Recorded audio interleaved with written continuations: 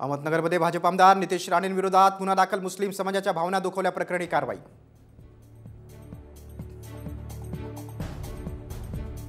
फडणवीस पेशवाईचे उत्तराधिकारी. शिवरायांच्या सुरत लुटीच्या दाव्यावरून संजय राऊतांची फडणवीसांवर टीका.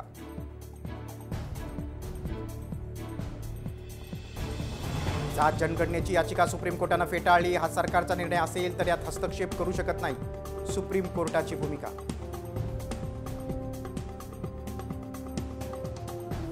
काँग्रेसच्या पुणे विभागाची येत्या 4 सप्टेंबर रोजी बैठक. पुणे विभागातील मतदारसंघाचा आढावा घेऊन उमेदवारांबाबत चर्चा होणार.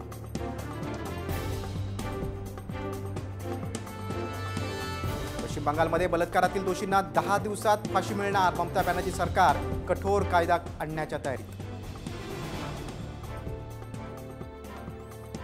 गणेशोत्सवानिमित्त कोकणात सोडण्यात येणाऱ्या सर्व बसेस फुल. एकूण 4,953 बस आरक्षित.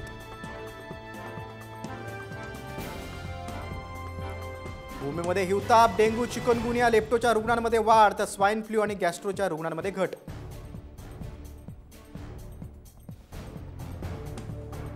वाशिम जिल्ह्यात मुसळधार पाऊस. वनोजा परिसरातला पूर प्रकल्प भरला. पुरातन महादेव मंदिराजवळचा धबधबा पुन्हा प्रवाहित.